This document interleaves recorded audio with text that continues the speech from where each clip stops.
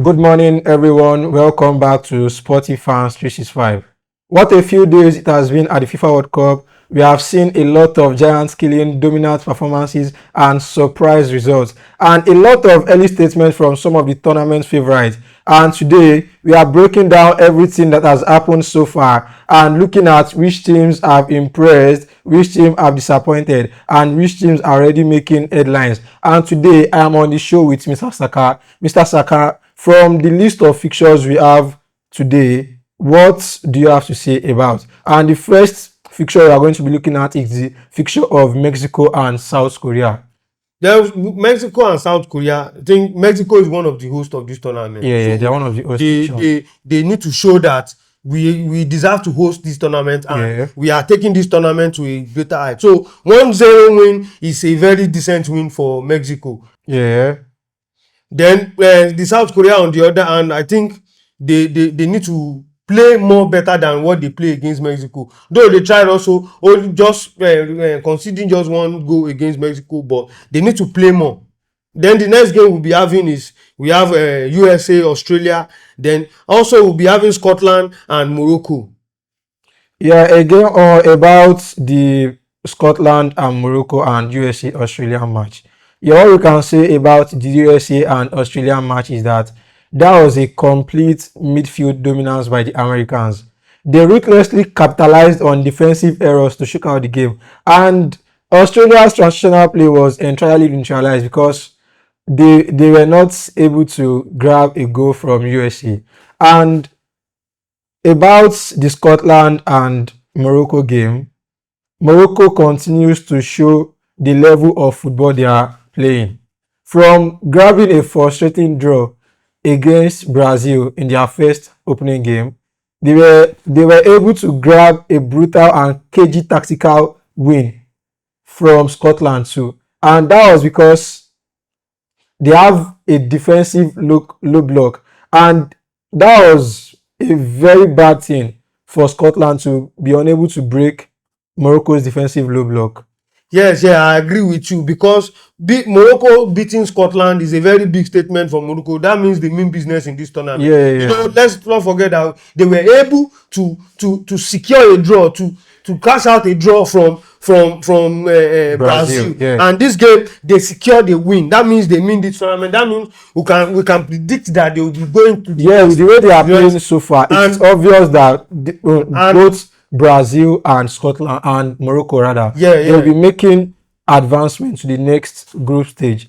Yes, and also USA, Australia, we see USA we see that they mean business in this tournament. This tournament, the first game we see the way they play. The second game they are winning. I think they are advanced to the next stage of it. Yes, they have definitely advanced to the next stage, and that's what you see. This tournament, so many teams that have stars in them, they are showing that we mean business in this team, and these stars are pulling the strings. They are doing their best. We are seeing it in their results.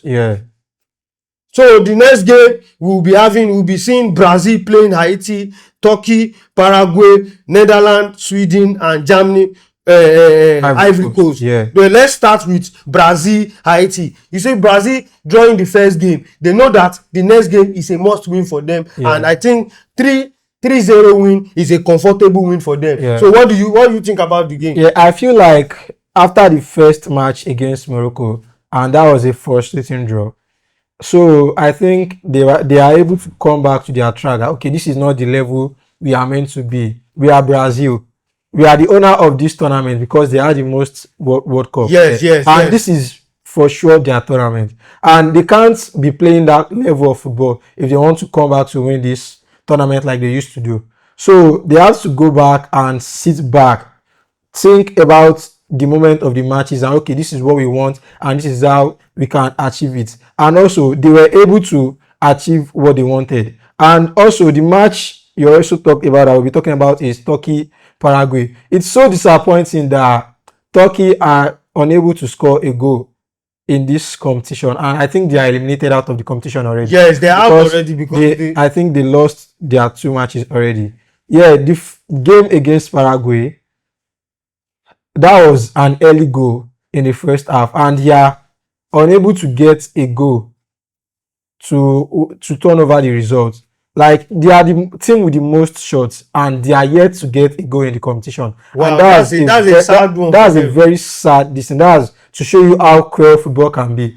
If you are not able to convert your chances, no matter what you try to do, you are not getting a result, and that's what I love about the game. Yes, what I notice about this Turkey team is that I think they don't have those stars that are pulling strings in Europe now. I think they don't have it in their team because I think that's what is affecting their game. Looking at teams like England, France, Argentina, Sweden, Norway, they have stars. They have players that can score goals. Yeah, they have goal I think scorers. they have goal scorers. I think that is what this Turkey team is lacking. And Netherlands playing Sweden, winning 5-0. What do you see about that game? Yeah, what I can say about that game is that tables don't turn, because the last game Sweden trashed Tunisia 5-1. Yes, yeah. Tables don't turn now. It don't reach their turn to chop that 5-1. Ajay. Yeah, because I don't know why person go come World Cup with you. No be friendly match you knock am 5-1, make you carry go house. Now they don't knock you 5-1 too. I wan see how they go take react to am for their next match. Yeah, well, And Netherlands so far, and I think they have an unbeaten run that has been stretching back as far as 20 years now.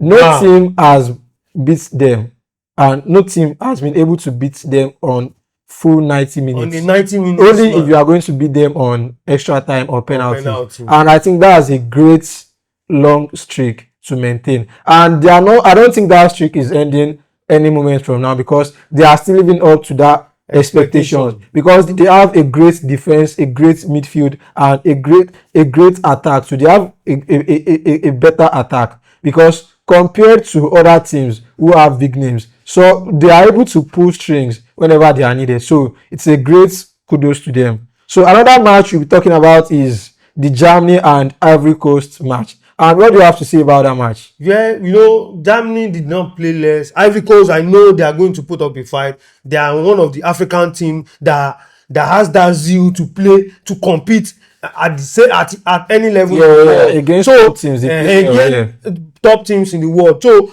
playing 2-1 against Germany is a decent result for them. And Germany, on the other hand, you cannot take it away from them. The German team are one of the best team in this tournament, because that reflects in their first game they played, and this coming to this game against Ivory Coast, they showed that the quality of player we have in our team is not. They didn't come to. They are not here to play. They are not here to play. So kudos to them. I think they are gotten to the. They have advanced to the next round. So what I can say about that match is that Ivory Coast started well and they played decently till the final whistle, because it's not easy to grab an early goal and against Germany, and for you to frustrate them that they tried so hard, because Germany tried so well that they grabbed their winning goal until the last minute of the match. That has to show you the kind of fight Ivory Coast puts on during that game, because they grabbed an early goal in the first half and they were able to defend the game until they made a second half substitution, and that was when they had to bring Undaf in the second half for the German team, and he was able to grab 2 goals. He grabbed the equalizer and the winning goal, and that's to show us that he's making a statement in the competition already, because I think he has 3 goals now, or he has 2 goals and an assist, and that's a very good performance so far from him in the competition. And moving on to the next match, we have the match between Ecuador and Curacao. What do you have to say about that match? Well, Ecuador and Curacao match, I think that match, I wasn't expecting anything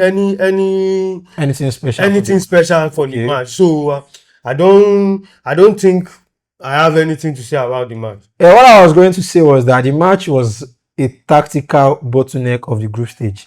Because Curacao was not there to play football. They were just there to pack a defensive bus for the full 90 minutes. And Ecuador's attack, they ran out of ideas, because for you to break down a team that packs the bus for 90 minutes, you have to be very creative in your attack, and they lack that creativity, and that's so sad, because it's very frustrating to drop points against teams that they know they are not making a statement from the competition. Yeah, I agree with you because it is very frustrating playing a team that is so defensive. Is very very frustrating, and I think that this defensive structure they are deliberate about it. I think going to that game you can see that they want to defend, and that is exactly what they did.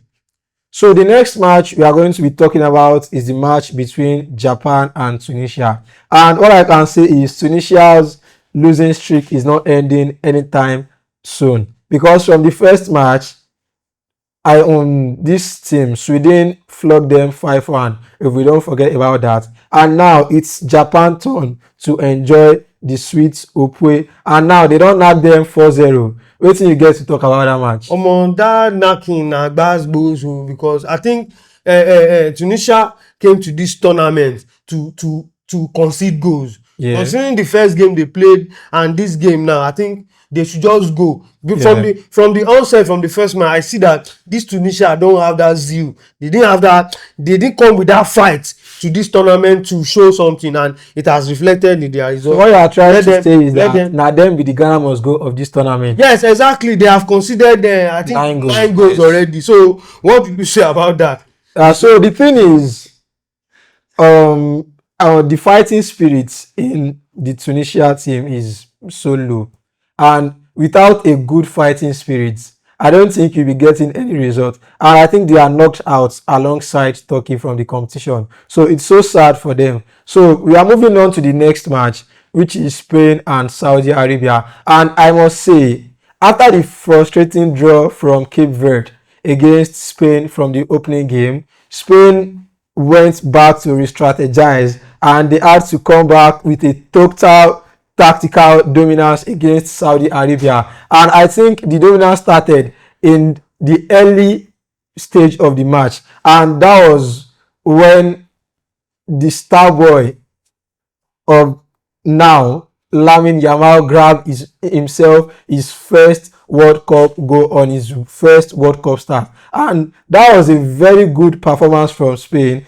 And from the match, this guy was able to grab 2 goals, Oyarzabal, and that was a very good match from Spain.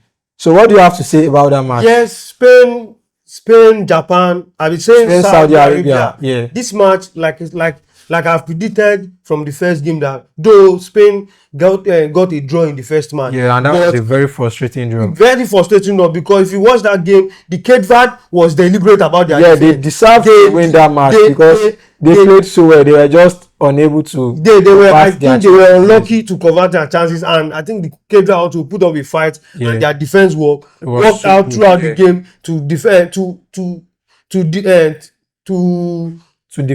defend the match. Then, and this game, they come out this game playing against Saudi Arabia. They didn't play less than expected. 4-0 win. This is a very decent win for them. Yes. At least they have made a statement that we are not here to play. We are the Spanish. We have won the tournament before. We can do it again. Yes. The next match we'll be looking at is Uruguay and Cape Verde. And what I can say is this Cape Verde team, they are still the biggest shock of the tournament, because grabbing 2 consecutive draws is no play. Because after the frustrating draw against Spain, they are still going to continue their streak of draws against Uruguay, and they had to shock Uruguay by scoring 2 goals. Like, they are trying to let them know we can score 2.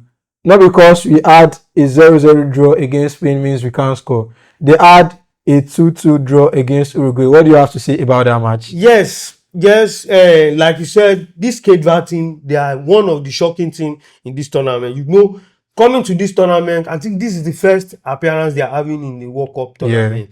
Coming to this tournament, they were able to hold the Spanish team down to a draw, to a 0-0 draw. Coming to the next game, like you said, they showed the world that it's not that we can defend, we can also score. So they showed that they are playing an Uruguay team that has experience of the World Cup.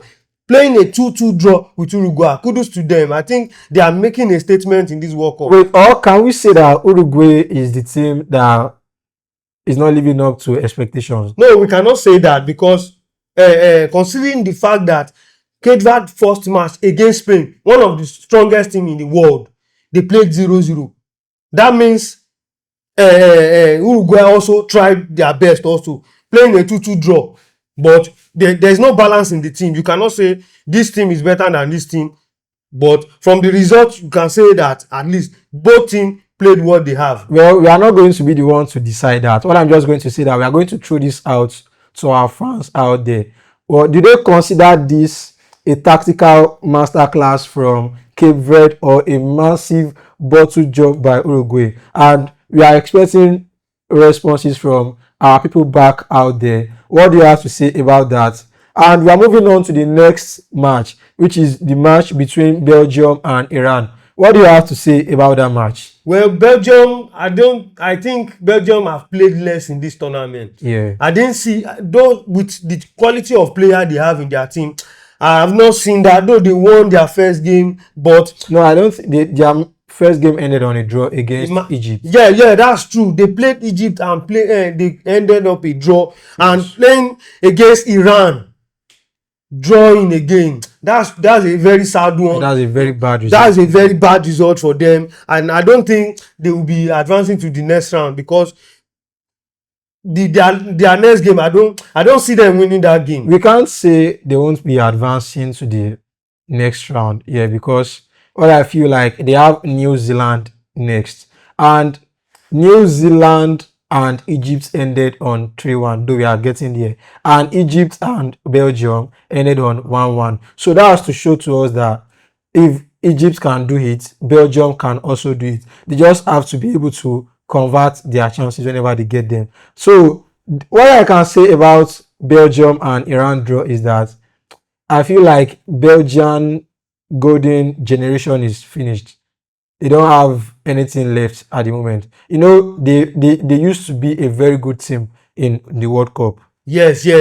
I can accept that, but I don't. This team, those players are still there. We have the likes of Kevin De Bruyne. We have the likes of Romelu Lukaku. I think Doku missed out on that match. Though they said he has breathing problems, and some people said he wants to go back home because he's expecting a child and he wants to be there whenever his wife is in the labor room. So we can't say about that because a lot of things go down over behind the screen. So what I can say is that during that match, because I was able to watch a few minutes from the game, I can say your player Leandro Trossard put on a good game during that match, but they were unable to grab a win because they got a red card. So they finished the game with 10 men on the field, and that was one of the reasons why they finished the game as a draw. Moving on to the next game, we have the game between New Zealand and Egypt, and that was a key moment to the Egyptian team because that was their first win of the tournament, coming off from a 1-1 draw against Belgium. So what do you have to say about that match? Yes, Egypt winning 3-1. Kudos to them. I think the quality of player they have in their team is really showing because Mohamed Salah is pulling the strings, Mamouche is pulling the string, and the rest. You see, Egyptian team, they came, though I write them less from the beginning, but they show that they are in this tournament to show a statement, to make a statement, yes. And they are showing it already.